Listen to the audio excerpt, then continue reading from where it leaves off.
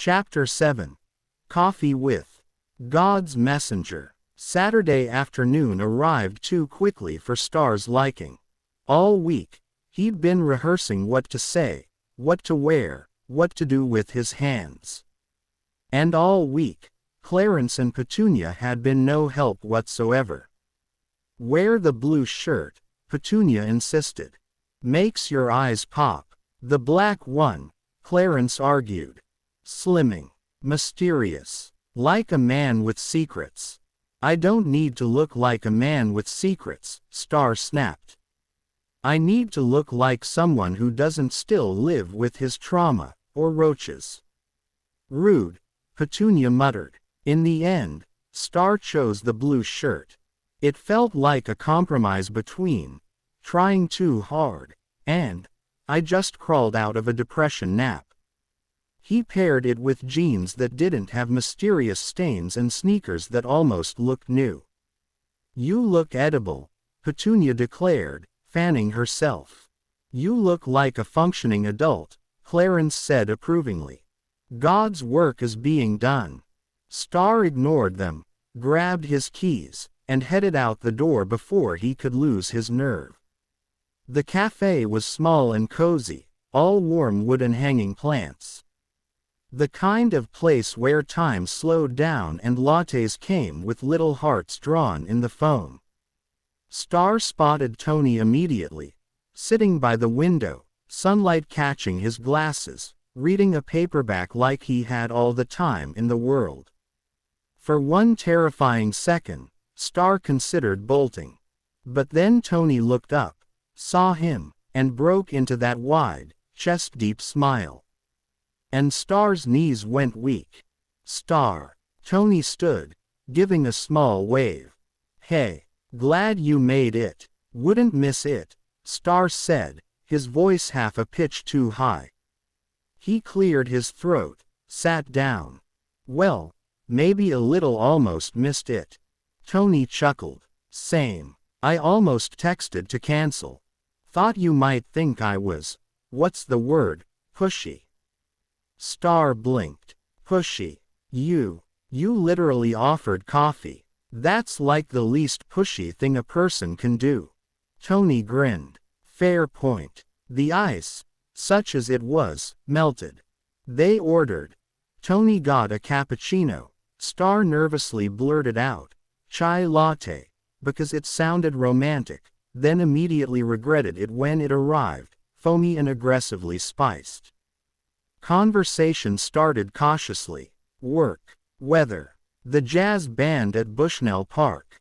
But then it slipped into something easier, like a river breaking past rocks. Tony talked about how he taught high school English, how he secretly loved cheesy romance novels, how he once burned lasagna so badly he had to throw away the pan. Starr admitted he hadn't read a real book in years, how he collected vintage vinyl, how his only culinary specialty was scrambled eggs. Tony laughed so hard at the scrambled eggs story that people turned to look. And Starr didn't even care. Meanwhile, outside the cafe, two very determined roaches huddled on the window ledge. "Can you hear them?" Petunia asked, pressing one antenna against the glass. "Bits and pieces," Clarence said, adjusting the tiny wire he'd fashioned into an earpiece. "Something about eggs and lasagna." Petunia sighed dreamily. "Romance. You're sure spying is necessary?" Clarence muttered. "Of course," Petunia said. "How else are we supposed to guide him? Besides, it's not spying. It's divine surveillance." Clarence rolled his eyes but didn't argue. Back inside, Starr was trying very hard not to drop his latte while gesturing animatedly. "And then, right, the delivery guy just stared at me while I tried to fish my wallet out from under the couch cushions. Whole time I'm in pajama shorts with flamingos on them." Tony wheezed with laughter. Stop, I can't, flamingos." "Yes, pink flamingos. I don't even know where I got them." Tony shook his head, wiping his eyes. You know, Starr, you've got great stories. You make the ordinary sound, I don't know, alive. Starr froze, the words landing deeper than Tony could have guessed. Alive. He hadn't felt alive in so long, not really. He looked down at his hands, suddenly shy. That's kind of you to say. It's true, Tony said simply. The afternoon stretched. They talked until the cafe began to empty, until Starr realized he hadn't once thought about running away, hadn't once hidden behind sarcasm. He was present, laughing, leaning forward, daring to hope. When they finally stood to leave, Tony hesitated, then asked, "Want to do this again sometime?" Starr's heart did cartwheels, but he kept his voice steady. "Yeah, I'd like that." They exchanged numbers, properly this time. Tony promised to call. Starr promised not to screen it. And as Starr walked home, he realized something shocking. He was smiling.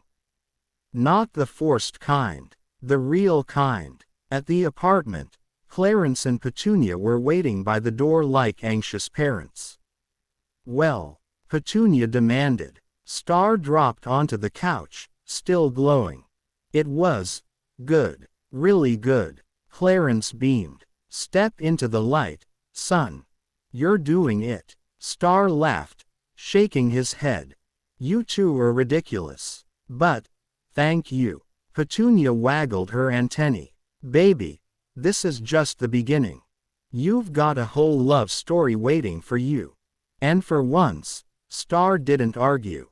Because for the first time in years, he believed it might be true.